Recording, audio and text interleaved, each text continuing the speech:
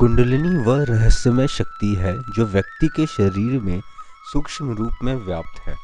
इसे जगाने की एक विधि है जिसे गुरु परंपरा में सीखा जा सकता है। जब वह शक्ति जागने लगती है तो वो विभिन्न मुद्राएं, प्राणायाम या आसन आदि क्रियाएं अपने आप होने लगती है। कुंडलिनी विद्या को गुरु परंपरा से प्राप्त ज्ञान भी कहा जाता है।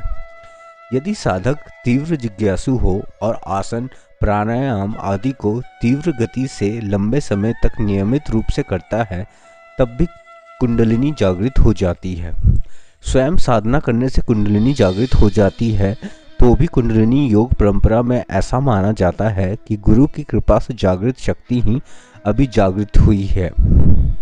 हठ योग परंपरा में कहा गया है कि जिस प्रकार डंडे की मार खाकर सांप सीधा डंडे की आकृति वाला हो जाता है, उसी प्रकार जालंधर बंद करके वायु को ऊपर से जाकर कुंभक का अभ्यास करे। साधक धीरे धीरे श्वास छोड़े।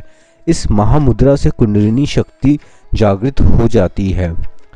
कुंडलिनी को सहस्त्रार तक पहुंचाकर उसे स्थित रखना है या समाधि को प्राप्त करना है।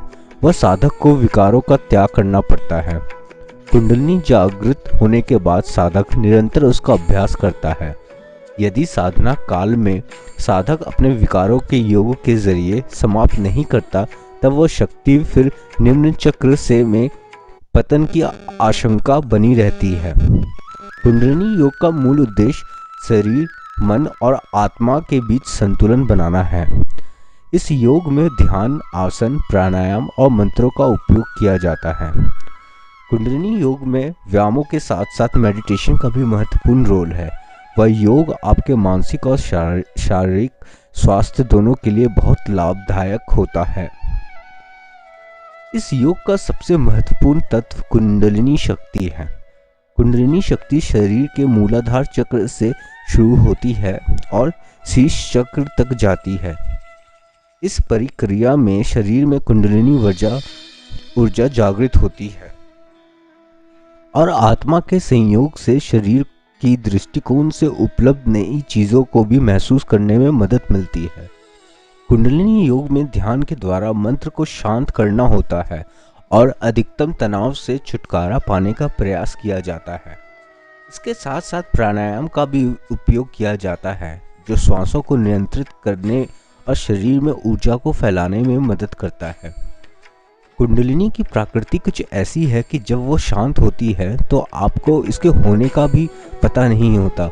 जब ये गतिशील होती है तब आपको पता चलता है कि आपके शरीर के अंदर इतनी ऊर्जा भी है। इसी वजह से कुंडलिनी को सर्प का रूप में वितरित किया गया है। कुंडलिनी मारकर बैठा हुआ सांप अगर हिले डुले नहीं तो उसे देखना बहुत मुश्किल होता है।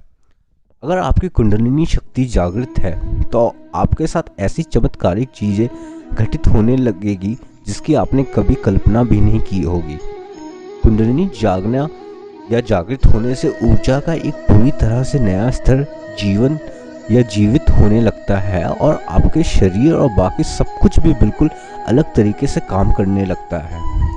आइए अब जानते हैं कि कुंडलिनी कुंडलिनी में शक्ति का प्रयोग कहाँ होता है। ऊर्जा की विच अवस्था में समझ और बोध की अवस्था भी उच्च होती है। पूरे के पूरे यौगिक सिस्टम का मकसद आपकी समझ और बोध को बेहतर बनाना है। आध्यात्मिक प्रक्रिया का मतलब आपकी ग्रहणशीलता को, आपकी अनुभव क्षमता को बेहतर और अनुभव करते हैं। शिव और सर्प के प्रतीकों के पीछे यही वजह है। इससे जाहिर होता है कि उनकी ऊर्जा उच्चतम अवस्था तक पहुंच गई है। उनकी ऊर्जा उनके सिर की चोटी तक पहुंच गई है और इसलिए उनकी तीसरी आंख खुल गई है। तीसरी आंख का अर्थ यह नहीं है कि किसी के माथे पे कोई आंख निकल आई है। इसका सीधा सा मतलब यह है कि आपकी समझ का एक और पहलू खुल गया है। दो आंखों से सिर्फ वही चीजें देखी जा सकती है जो स्थूल है। अगर मैं आंखों को अपने हाथों से ढक लूं तो यह आंखें उसे नहीं देख सकती। यह इन दो आंखों की सीमा है। अगर तीसरी आंख खुल चुकी है तो इसका मतलब यह है कि समझ का एक और पहलू खुल चुका है। यह तीसरी आंख भीतर की ओर देखती है, जिसे जीवन बिल्कुल अलग तरह से दिखता है। इसके खुलने का मतलब है कि हर वो चीज़ आपके अनुभव किया जा सकता है, उसका अनुभव किया जा चुका है। कुंडलिनी जागरण क्या है? आज इंसान परमाणु विज्ञान की खोज में लगा हुआ है। परमाणु को आप देख भी नहीं सकते, लेकिन अगर आप इस पर प्रहार करें, इसे तोड़ दें, तो एक जबरदस्त घटना घटित होती है। जब तक परमाणु को तोड़ा नहीं गया था, तब तक किसी को भी पता नहीं था कि इतने छोटे से कण में इतनी जबरदस्त ऊर्जा मौजूद है।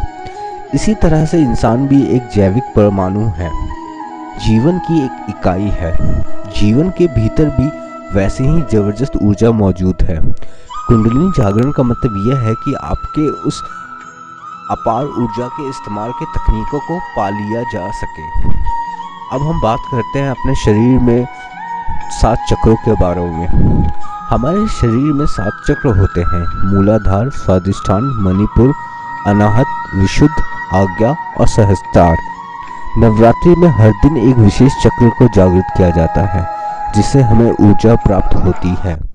हम अगर उस ऊर्जा को ठीक प्रबंधन कर ले तो असाधारण सफलता भी आसानी से प्राप्त कर सकते हैं। सामान्यतः हमारी सारी ऊर्जा मूलाधार चक्र, जो कर्मेंद्रियों के ऊपर होती है, योगी जन नवरात्रि में ध्यान के माध्यम से मूलाधार में स्थित अपनी ऊर्जा को सहस्त्रार तक लाते हैं। श्वासों के नियंत्रण और ध्यान से उस ऊर्जा को ऊपर खींचा जा सकता है। जैसे जैसे हम ऊर्जा को एक एक चक्रों से उठाते हैं, हमारे व्यक्तित्व में चमत्कारिक परिवर्तन देखने लग जाता है।